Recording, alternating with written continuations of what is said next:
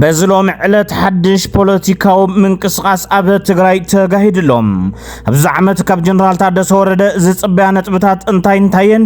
ነፃ ዕድል ጀነራል ታደሰ ወረደ ከምቲ ናይ ጌታቸው ረዳ ዋላስ ካሊ ዕድል ኣሎም ንትግራይ ከዝብሉ ነጥብታት ካብ ፖለቲከኛታት ሶማያ ሚድያን ካልኦት ዓበይቲ መራሕትን ጀሚሩ ዝወሃብ ዘሎ ሓሳባት ኣብዚ ዕለት ካብ ዝሓዝናዮም እዮም ናይ ክልተ ዓመት ሓላፍነት ግዚያዊ ምምሕዳር ሎሚ ብዕሊ ኣረኪብሎ ጌታቸው ረዳ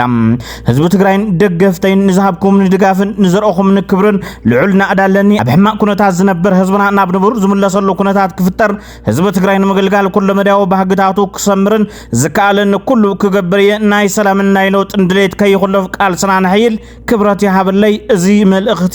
ኣይተገይታቸው ረዳ በዝዕለት ዘመሓላልፎ እዩ ሌተናል ጀነራል ታደሰ ወረደ ፕሬዝዳንት ግዚያዊ ምምሕዳር ትግራይ ኮይኑ ድማ ተሸይሙሎም ንኽልተ ዓመታት ምክትል ግዚያዊ ምምሕዳር ትግራይ ሓላፊ ካቢኔ ሴክሬታሪያት ሰላምን ጸጥታን ኮይኑ ናሰርሕ ጸንሐ ጀነራል ታደሰ በቀዳማይ ሚኒስትር ኢትዮጵያ አብይ አህመድ 30 መጋቢት 2017 ዓ.ም ጀሚሩ ፕሬዝዳንት ግዚያዊ ምምሕዳር ትግራይ ኮይኑ ከገልግል ተሸይሙሎም ጀነራል ታደሰ ቀደም ክብል በውድብ ህወሓት ፕሬዝዳንት ንኾን ከም ዝተሓርየን መንግስቲ ፌደራልን ውድብ ህወሓትን አብ ሹመት ጀነራል ታደሰ አብ ምርራ በጽሖም መንበሮም በውድብ ህወሓት ከም ዝተገለጸ ይዝከር በኻሊ ዜና ጌታቸው ረዳ ትማሊ ብስሩዕ ካብ ዝነበሮ ፕሬዝዳንት ግዚያዊ ምምሕዳር ትግራይ ከም ዝወረደ ዝተሓበረ እንትኸውን لون قدما بيت صحفة تقلاي منيستر ركب بريزيدنتነት كم تسالت تفليتو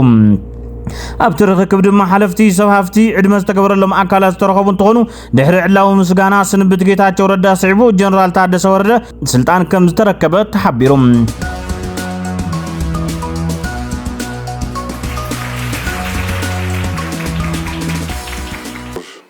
አቶ ጌታቸው ረዳ ላለፉት 2 ዓመታት በትግራይ አንገብጋቢ እና እጅግ አስፈላጊ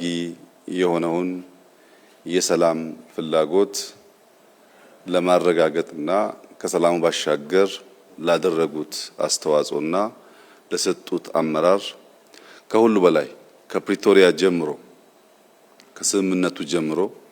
ለትግራይ ህዝብ ሰላም ላላቸው ቁርጠኝነት ሳይለዋወጥ ለጸና አቋማቸው የፌደራል መንግስት እንዲሁም በራሴ ስም ከፍተኛ ምስጋና ላቀርብላቸው ፈልጋለሁ። አቶ ጌታቸው በጸቡ ጊዜ ቆርጠው ለመዋጋት እንደወሰኑት በሰላሙ ጊዜ ቆርጠው ለሰላም መስራታቸው ሁለት ቦታ ለመርገጣቸው ቢያንስ የትግራይ ህዝብ ላለፉት 2 ዓመታት እፎይታ እንዲያገኝ ያስቻለ ታላቅ ተግባር ስለሆነ በቀላሉ የሚታይ አይሆንም ክቡር ታደሰ እሳቸውም የጌታቸውን ፈለግ ተከትለው ይህንን ሰላም እንደሚያጸኑ ከፍተኛ ተስፋ አደርጋለሁ ባለፉት አንድ ወር ገደማ የኢትዮጵያን ህገ መንግስት የፕሪቶሪያን ስምምነት የዲፕሎማቲክ ኮሚኒቲውን ምክር በማከል ሰፊ ውይይቶች ሲካሄዱ ቆይተዋል ያቶ ጌታቸው የስልጣን ዘመን በህጉ መሰረት ሲያበቃ የሚቀሩ ቁልፍ ስራዎችን የሚያከናውን አካል ትራንዚሽናል መንግስቱ መቀጠል አለበት የሚል ድምዳሜ ከተያዘ በኋላ ይሄንን ትራንዚሽን ማን መርቶ ከግብ ሊያደርስ ይችላል የሚል ውይይቶች ስናደርግ ቆይተናል በውይይት ውስጥ በትግራይ የሚንቀሳቀሱ ልዩ ልዩ ፓርቲዎች ታዋቂ ግለሰቦች የሽግግር መንግስቱ አመራሮች በተለይም አቶ ጌታቸው ረዳ ከሌሎችም አካላት ጋር ሰፊ ውይይት አካሂደናል በዚህ ውይይት ልናሟላቸው የሚገቡ ክፍተቶች እንዳሉ ተገንዝበናል በአዋጅ ሊሻሻል የሚገባቸው ጉዳዮች ነበሩ በአሰራር ሊታረሙ የሚገባቸው ጉዳዮች ነበሩ እነዚህን ሁሉ ካስተካከልን በኋላ ዛሬ በይፋ እና በሰላማዊ መንገድ በአዲስ ባህል የስልጣን ሽግግሩንና ቅብብሎሹን ለማካሄድ ደርሰናል 30 መጋቢት 2017 ዓ.ም ብዕሊ ካብ ስልጣኑ ከም ተሰናበተ ዝተገለጸ ፕሬዝዳንት ግዚያዊ ምምሕዳር ትግራይ ኣይተ ጌታቸው ረዳ ቀዳማይ ሚኒስትር አብይ አህመድ ኣብ ዘውፅኦ መግለጺ ካብ መዝነቱ ከም ዝወረደ ዝእምት መግለጺ ድሕሪ መሃብዩ ጀነራል ታደሰ ወረደ ተሸይሙ ዘሎም ክቡር ጀነራል ታደሰ ባለፉት 2 ዓመታት የጌታቸው ምክትል ሆነው ያገለገሉ ሰው ናቸው ባለፉት 2 ዓመታት የነበሩ ጥንካሬዎች ድካሞች በግልጽ የሚገነዘቡ ሰው ናቸው። ለረጅም ጊዜ በፖለቲካና በወታደራዊ ስራ ያገለገሉ ናቸው። አሁን ትግራይ ውስጥ ያለውን ክፍተት ሞልተው ወደፊት ሊወስዱ ይችላሉ የሚል እምነት በብዙ ስቴክሆልደርስ የታመነ ነው። በእኛ በኩል ለዛሬ ያለን መልእክት የአዋጅ ማሻሻሉ፣ አሰራር መከተሉ፣ እንደዚህ ያለም ግሬስፉል ፕሮግራም ማካሄዱ በሙሉ ልክ ለአንድ ሰው አይን እንደመቅጠም ነው። አይን የሌለው ሰው የሚፈልገውን ነገር በቀላሉ መከወን ይቸገራል። የህግ የአሰራር እንደዚህ አይነት ሴሬሞኒያል ጉዳዮች ለጀነራል ታደሰ በትክክል የሚያዩ ሁለት አይን ይሰጣቸዋል፣ አይናማ ያደርጋቸዋል። በህግ ላይ ቆመው አወያይተው ጊዜ ወስደው በሁሉም ፈቃድና ይሁንታ የመጡ ፕሬዝዳንት ስለሆኑ አይናማ ሰው ያደርጋቸዋል። ነገር ግን አይናማ መሆን ለማየት በቂ አይደለም፣ ብርሃን ይፈልጋል። አይን ያለው ሰው ብርሃን በሌለበት ቦታ ላይ ወይም በጨለማ ውስጥ አይናማ ሰውና አይን የሌለው ሰው እኩል ናቸው። ሁለቱም መንቀሳቀስ አይችሉም። አይኑ ህግ ነው፣ አይኑ ስርዓት ነው፣ አይኑ አሰራር ነው። ብርሃኑ ግን ተግባር ነው። የትግራይ ህዝብ የጠማውን ሰላም፣ የትግራይ ህዝብ የጠማውን ልማት፣ የትግራይ ህዝብ የጠማውን እንደ ሌሎች ወንድሞቹ ወጥቶ የመግባት መሻት ስናሳካ እስከዚህ ደቂቃ ያገኙትን አይን በብርሃን የተሟላ ይሆንና ለኢትዮጵያም ለአፍሪካም እጅግ ጠቃሚ የሆነ ስራ ሰርቶ ለማለፍ ታሪክ የሰጣቸውን እድል እንደሚጠቀሙበት ተስፋ አደርጋለሁ። እስከዚህ ጊዜ ድረስ አይን የመቅጠሙ ስራ በተሟላና ህጋዊ በሆነ መንገድ ተከናውኗል። ብርሃን የማከሉ ስራ ግን ከሰዓት ጀምሮ እሳቸው የሚወስዱት ጠንካራ እና ህጋዊ ውሳኔዎች ላይ የሚመሰረት ይሆናል። ታሪክ የሰጠንን እድልና ጊዜ ህግን ተንተርሶ ለህዝብ ጥቅም መጠቀም ለትውልድ የሚበጅ ስለሆነ ጀነራል ታደሰ በጣም ብዙ ድምጾች፣ ብዙ ጅምብሮች ያሉበት የፖለቲካ አውድ ቢሆንም ያላቸው ልምድ በመጠቀምና የፌደራል መንግስት እንዲሁም የኢንተርናሽናል ኮሚቴውን ድጋፍ የአቶ ጌታቸውን ድጋፍ በማከል ቀሪ ስራዎች በተሟላ መንገድ እንዲከወኑና የትግራይ ህዝብ እንደ ሌሎች ክልሎች በራሱ መርጦ የሾማቸው ግለሰቦች እንዲያስተዳድሩት የሚያስችል ሁኔታ ይፈጥራሉ ብዬ ተስፋ አደርጋለሁ። አልቲሜትሊ ዴሞክራሲን ኤክሰርሳይዝ የምናደርገው የትግራይ ህዝብ ልክ እንደ ሌሎች ክልሎች መሪ የሚለውን ሰው በምርጫ መርጦ የራሱን አስተዳደር በህዝቡ ይሁንታ እና በህግ አግባብ ሲመሰረት ነው። የዚህ የትራንዚሽናል አድሚኒስትሬሽን ዋነኛ ስራ የተፈናቀሉ መመለስ፣ የታጠቁ ማስፈታት፣ በኢንክሉሲቭ ናሽናል ዲያሎግ መሳተፍ ብቻ ሳይሆን የትግራይ ህዝብ የታገለለትንና የስልጣን ባለቤት የመሆን ፍላጎቱን በምርጫ ማረጋገጥ ይጠበቅብናል። ይህ ህዝብ ለረጅም ጊዜ ለዲሞክራሲ፣ ለሰላም፣ ለልማት የታገለ ብዙ ዋጋ የከፈለ ህዝብ ነው። ተጨማሪ ዋጋ እንዲከፍል ከልማት እንዲርቅ ከሚያደርጉ ተግባራት በመቆጠብ ህዝቡ ስልጣኑን ተጠቅሞ ልጆቹን መምረጥ እንዲችል፣ ልጆቹ ሲባል በርካታ ትግራይን ለማስተዳደር ኢትዮጵያን ለማስተዳደርና ለማገዝ የሚችሉ ሰዎች በትግራይ ፖለቲካል አውድ ውስጥ እንዳሉ ይታወቃል። ያንን ግን ምርጫ ማካሄድ ያለበት የትግራይ ህዝብ ስለሆነ ይሄን በማሳካት ረገድ ጀነራል ታደሰ በየቀኑ በተግባር የትግራይን እናቶች፣ ወጣቶች፣ ምሁራን ፍላጎት ለማርካት የበኩላቸውን አስተዋጽኦ እንደሚያደርጉ ሙሉ እምነት አለኝ። በእኛ በኩል እንደተለመደው አስፈላጊውን ድጋፍ እናደርጋለን። የትግራይ ህዝባችን እፎይታ እንዲያገኝ፣ ወደ ሰላም ወደ ልማት እንዲገባ፣ እንደ ሌሎች ወንድሞቹ በኢትዮጵያ እየመጣ ያለውን ለውጥ እንዲቋደስ ከፍተኛ ፍላጎት ስላለን በሙሉ ልብ የምንደግፍ መሆኑን በድጋሚ ላረጋግጥልዎ እፈልጋለሁ። መልካም የሥራ ዘመን ይሁንልዎት። በባለፉት ወራት በነበረኝ ውይይት ያረጋገጥኩት የትግራይ ወጣቶች፣ የትግራይ ምሁራን፣ የትግራይ ባለሀብቶች ሰላም ይፈልጋሉ፣ ልማት ይፈልጋሉ። ከሌሎች ወንድሞቻቸው ጋር ሆነው የትግራይን ህዝብ ህይወት መለወጥ ይፈልጋሉ። ያን ሁሉ ድጋፍ በመጠቀም አመርቂ ስራ እንዲሰሩ ያለኝን ምኞት እየገለጽኩ በዚህ መልኩ እንደሚወራው ሳይሆን በሰላም በንግግር በህግ አግባብ የስልጣን ሽግግር የማድረጉ ሂደት ባህል እንዲሆን እና የኢትዮጵያም መለኪያ ገጽታ እንዲሆን እየተመኘው አቶ ጌታቸው ረዳ ባለፉት ጊዜያት ካደረጉት በተጨማሪ በሚቀጥሉት ጊዜያት ከፌደራል መንግስትም ከክልሉ መንግስትም በፖለቲካል አውድ ውስጥ አዎንታዊ ሚና እንደሚጫወቱ ያለኝን እምነት ለመግለጽ እወዳለሁ። እጅግ በጣም ወሳኝ ፕሮግራም ነው። ቀሪውን ተግባር ስለሆነ የሚያረጋግጠው የተግባሩን ስራና እስክሪብቶውን ለጀነራል ታደሰ አስረክበናል። እንግዲህ ቀሪውን በአብረን በጋራ ያያየን እየተጋገዘን የምንቀጥል ይሆናል። ፍላይ ድማ ዝተረኸበ ሰላም ክዕቀብ ንዝነበሮም ልዑል ጥንቃቐን ኣመራርሓን መንግስቲ ፌደራል ኣፍልጦ ከም ዘለዎ ናብ ቀጻሊ ስራሕቲ እውን ብሓባር ተቀራሪብና ከም እንሰርሕን እናረጋገጽኩም ንዝነበሮም ጻንሒት ኣመስግን ዝብል ጽሑፍ ኣብ ድሮት ስነ ስርዓት ርክብ ጽሒፉ ነይሩ እዩ አብይ አሕመድ። ኣይተ ጌታቸው ረዳ ሹመት እንተረኺቡ ካብቲ ብጠቅላይ ሚኒስትር ኢትዮጵያ ናይ ምስጋና ጽሑፍ ተጻሕፈሉ እዋን ጀሚሩ ብዙሓት ፖለቲከኛታት ሰሙያ ሚድያን ኣመራርሓ ፖለቲካ ውድባትን ንናይ ባዕሎም ጽሑፋት ተጻሒፉሎም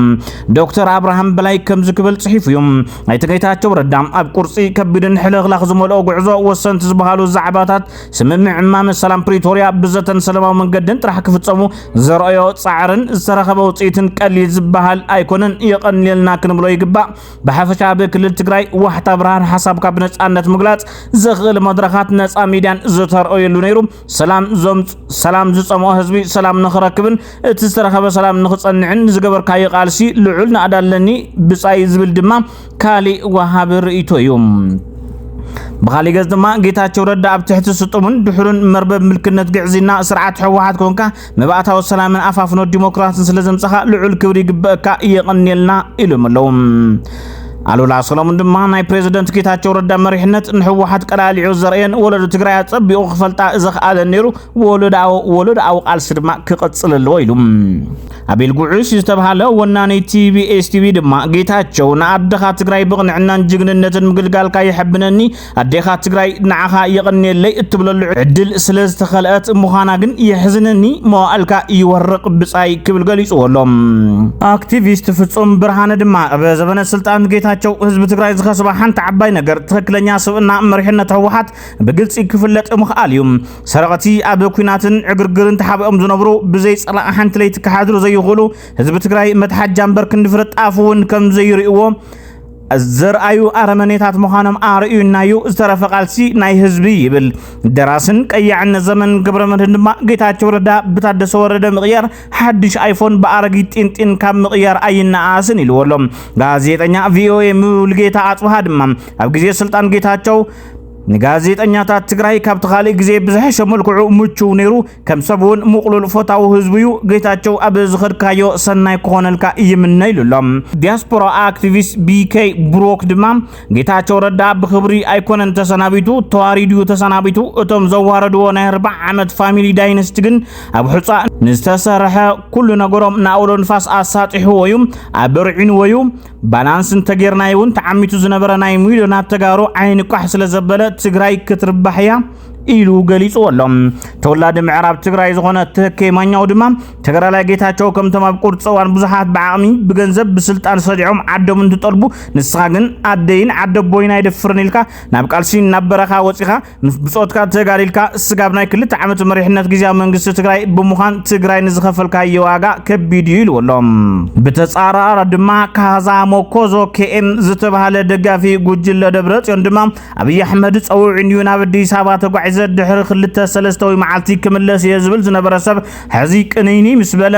እታ ስልጣን ኣብ ኢዱ ሸታሒላ ምዃና ስለዝተገንዘበን ካሊእ ክቕንጽሉኒ ተንቀሳቒሶም ዶ ኬላ ተሰሪሑ ተኸልኪሎ ዶ ዝብል ተረኺዙ ቅልቅል ምባሉ ዘተዓዛዝብዩ ሕዚ ኢኸለ ዝበሃል ኣዛዝ ኮር ክቕንጽለኒ ዶ ገለ ክገብረኒ ሓሲቡ ነይሩ ኢልካ ኣጀንዳ ምፍጣር እቲ ተረኽ ናብ ናይ ባዕልኻ ድልየት ንምውሳድ ካብ ምዃን ሓሊፉ ካሊእ ዝረአየኒ ኣመኽንዮ የብሉን ክትመዞ ዝግበአካ ካርድታት መዚዝካ ሽቶኻ ዕዉት ምግባር አበየካ ካሊ አጀንዳ መዚዝካ ምፍታን ብርግጽ ካብ ፖለቲከኛታት ትጽቢት ዝግበረሉ እኳ እንተኾነ ግን ግቡ ኣይኮነን ጌታቸው ዝደልዮ ፖለቲካዊ አሰላልፋ ክመርጽ መሰልዩ ግን ዋጋ ንዝኸፈለሉ ህዝቢ በዚ ደረጃ ምክሓድ ብዝኾነ ይኹን መለክዕን ምኽንያታውነትን የብሉን ይልሎም። ኣብ ጉዳይ ተመዛበልቲ ምዕራብ ትግራይን ካልኦት ብሄራዊ ጉዳያትናን ትኹረት ገይረ ተቃሊሱ የየም እዚ ጽባሕ ንኮ ፕሬዝደንት ጊዜያዊ ምምሕዳር ትግራይ ኮይኑ ንዝሽወም ካሊ ፕሬዝደንት እውን ድሕሪ ኣዋርሕ ዝገብሮዩ ዝበለ ድማ ፈታው ለውጢ ተባሂሉ ዝፍለጥ አክቲቪስት እዮም አሞራ ጅግና ብዝብል ዝፍለጥ ድማ አነን ጌታቸው ረዳን ዝነበረካ ጻንሒት የመስግን ዘይኮነ ዝብሎስ ዝጀመርካዮ ስልጣን ካብ ምግዳፍ ፍርሒ እምበር ለውጢ አይኮነን ክብልዩ ገሊጽዎ ዘሎም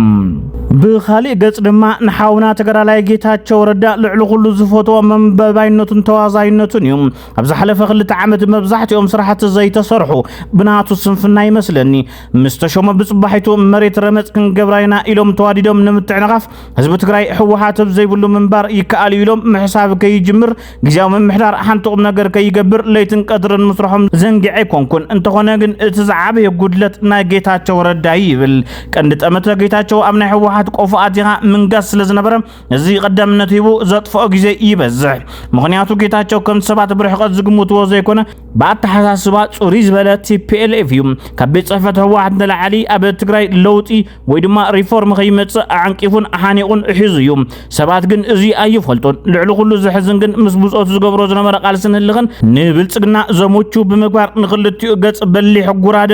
ክገብሮና ከኣለ ንሱ ዝገብሮ ቃልሲ ብልጽግና ክጥቀመሉን ትግራይ ክትዳኸመን ኣፍ ደገ ከፊት እዩ ምስ ብጻይካ ትገብሮ ቃልስን ጸላኢኻ ኣፍ ደገ ክኸፍት ይብሉን እዚኣ ድማ ጌታቸው ረዳ ገይሩዋ እዩ በኻሊእ ገጽ ድማ ማለሊት ተጎጂልካ ምጥቃዕ ምጽላም ምጥቃዕ መውራድን ዝብላዕ ስተ ክሳብ ዝሳን ምኽዳን ዝጸንሑ ክብርታት ወያነ ወለዶኦም ስለዝኾና ኣብ ጌታቸው በፂሖም ደው ከብልዎ ኣይኽእሉን ናትና ወለዶ እዚ ንመራሒኻ ንብጻይካን ተጎጂልካ ምጥቃዕ ምንሻው መውራድን ምጽላምን ፈጺሞ ክወርሶ ዘይብሉ ሕማቕ ውርሻ እዩ ካብኣቶም ነወርሶ ሓቦ ጅግንነት ጽንዓትን ተቃላሳይነትን እዩ ብዝኾነ ንጌታቸው ረዳ ዝቕጽል ህይወቱን ጥዕንኡን ህልው ክኾነሉ እናተመነኹም ዘይከኣልካዮን ዝተረፈካን ድማ ሓላፍነቱ ቀጻል በዓል ተራዩ ከም ህዝቢ ብልክዕኻ ተገልጊልና ብጌጋኻ ተማሂርና ኢና ሞ ይቐንየልና ኢልወሎም ንምንታይ እዚ ኩሉ ኣድናቆት ኣይግብኦን ዝበለ ድማ ስታሊን ገብረስላሴ እዩ መደንፀው ምስጢራት ሰራዊትካ ብጾትካን ህዝብኻን ብዘይ ምስል ኣብ ሚድያ ዳሕዲሕካ ምስ ውሕዳት ተጻሚድካ ብታሪኽ አጋጣሚ ዝረኸብካዮ ናይ ህዝብ ሓላፍነት ተጠቂምካ ዝረኸብካዮ ምስጢር ትግራይ ሰራዊትን ንናይ ጸላእቲ ሚድያታት ወጻእተኛታትን መራሕቲ መንግስቲ ፌደራልን ብዘይ ሕፍረት እትፈልጦ ኩሉ ዘርዚርካ ኣቃሊሕኻስ ሕዝውን ኣጆኻ ቀጽል ዝብለካ ደጋፊ ምርካብ ትዕድልትዩ ናይ ገሊኡ ሰብ ዕድል ከውሒ ጨድድ እንታይ መዋጋ ኣለዎ መስዩ ክብል ገሊጽዎሎም ናብቲ ጽሑፍ ናይ ሃይለ ደደቢት እንትንምለስ ጀነራል ታደሰውን ካብ ጌታቸው ረዳ ክትምሃር ክመኽረካየ ዝበለ እንትኾን ካብ ህዝባዊ ተልእኾን መስመርን ወፂኻ ልኡኽ ጸላኢ ኾንካ ምግልጋል ዋጋ ዘኽፍል ታሪኽካ ዘበላሹ ወራዳ ተግባርዩ ስለዚ ህዝብኻ ኣቀድም ምስ ህዝብኻ ተማኸር ኩሉ ዓቕሚ ትግራይ ተጠቐም ህዝብኻ ኣሳግር እዚ ምስ ትገብር ኣብ ጎንኻ ኣለና ካብ ዝወፃእ ብተመሳሳሊ መንገዲ ምስ ትመርጽ ግን እንታይ ከም ዘጋጥመካ ፍሉጥ እዩ ይብሎ ጀነራል ታደሰ እሞ ኣብዚ ሓንቲ ዓመት ካብ ጀነራል ታደሰ ወረደ ንጽበየሎም ዝጸሓፉ ገለ ኣካላት ድማ ተመዛበልትን ኣብ መረቦቶም ተመሊሶም ክኸርሙ ምግባር ዝተጀመረ ዳግም ሕውየትን ህንጸትን ተጠናኺሩ ክቕጽል ምግባር ተሓማዚቑ ዘሎ ፖለቲካዊ ትግራይ ተኻኢሉ ክቕጽል ምግባር ንመረጻ 2018 ዓመተ ምህረት ምቹው ኩነታት ምፍጣር ንኹሎም ውድባት ትግራይ ዝሓቆፍ ምምሕዳር ብምጥያሕ ዝሐሸ ስራሕ ክስራሕ ምግባር ጸጥታን ሰላምን ትግራይ ውሑስ ክኸውን ዝተዋደደ ዓቕሚ ብምጥቃም ምስራሕ መንገዲ ፖለቲካዊ ምድፍፋእ መንገዲ ጥፋት ትግራይ ስለዝኾነ ጠጠው ክብልን ንኹሉ ትግራይ ማዕረ ዝኾነ ትግራይ ምፍጣርን ምጽዓር ኣብ ልዕሊ ህዝቢ ዝኸፍአ በደል ዝፈጸሙ ገበነኛታት ኣብ ትሕቲ ቀይዲ ሕጊ ክውዕሉ ምግባር ብሓደገኛታት ኬሚካል ዝግበሩ ዕደናታት ጠጠው ክብል ምግባር ወኹሉ እታወታት ሕርሻ ብምትእታው ኣብ ዘመነ ምህርቲ 2017-18 ዝሐሸ ምህርቲ ክርከብ ልዑል ጻዕሪ ክግበር ኣለዎ ሚድያታት ብዝተኻለ መጠን ነጻ ኾይነን ንህዝቢ ከገልግላ ክግበር ትጽቢት ይግበር ምስ መንግስቲ ፌደራል መደራደርቲ ኣካላት ምስ ማሕበረሰብ ዓለም ጥቡቕ ርክብ ብምፍጣር ረብሓ ትግራይ ኣብ ምርጋጽ ክስራሕ ኣለዎ እቲ ዝተፈጠረ ቅርሕንቲ ፖለቲካ ብሰላማዊ መንገዲ ክፍታሕን ዝተፈታተነ ዓቕሚ ትግራይ ብምእካብ ናብ ረብሓ ክውዕል ምግባር ታሪኻዊ ብጽሒት ክፍጽም ይግባእ ጀነራል ታደሰ ወረደ ተባሂሉሎም ናብቲ ካሊእ መዘራረቢ ኮይኑ ዘሎ ኣጀንዳ እንትንሰግር ድማ ቢሮ ሰላምን ጸጥታን ትግራይ እቲ ብጌታቸው ረዳ ዝቐረበ ክሲ መሰረት ኣልቦ ጥራሕ ዘይኮነስ ኮነ ተባሂሉ ዝተመሃዘ ጠቐነዩ ብምባል ኮኒንዎም እቲ ብሰንካበ ትግራይ ዘጋጠመ ወጥሪ ስዒቡ ኣብ ኣዲስ ኣበባ ዝርከብ ኣቶ ጌታቸው ረዳ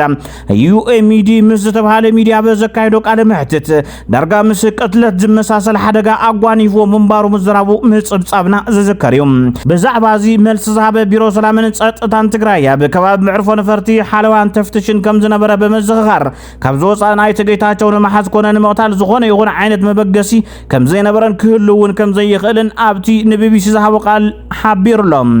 ኣብቲ ጊዜያዊ ምምሕዳር ከም ምክትል ፕሬዝደንትን ሓላፊ ጸጥታን ዝነበረ ሎሙ ድማ ፕሬዝደንት ኮይኑ ዝተመረጸ ጀነራል ታደሰ ወረደ እቲ ጌታቸው ፈተነ ቀትለት ክብል ዝገለጸ ፍጻመ ብነጻ አካል ክምርመር ጸዊዕ ምንባሩ ይዝከር ምስቶም ኣብ ልዕሊ ጊዜያዊ ምምሕዳር ምትዕርያት ክግበር ዝጸውዑ ገለአዘዝ ሰራዊት ደው ዝበለ ቢሮ ሰላምን ጸጥታን ትግራይ ነቲ ጊዜያዊ ምምሕዳር ዕልዋ ዝበለ ስጉምቲ ከም ሕጊ ናይ ምኽባር ወፍሪ ኢሉ ዝጽውዑ ኮይኑ ነቲ ትማሊ ብዕሊ ከም ሓላፍነቱ ዝተኣለየ ፕሬዝደንት ጌታቸው ረዳ ዝቐረበ ክስታት ፈተነ ቀትለት ብትሪ ዝነጽግ ምላሽ ይብሎም የግዳስ እቲ ክቀትለኒ ስዒቡኒ ኢሉ ስሙን ጸርሖ ኣብቲ ከባቢ ዝመርሕ ዝነበረ ኣዛዝ ሰራዊት ንሓደ ካብ ዓጀብቲ ኣይተ ጌታቸው ረኺቡ አንገላተ ዕሙኹም እንዲዮም ኢሉ ከም ዝሓተተን ፍጹም ዝበጽሕ መንግልታዕ ከም ዘይነበረን ከም ዘረጋገጸሉን ስሞም ክገልጹ ዘይመረጹ ሓለፍቲ እቲ ቢሮ ተዛሪቦም ኣለዉ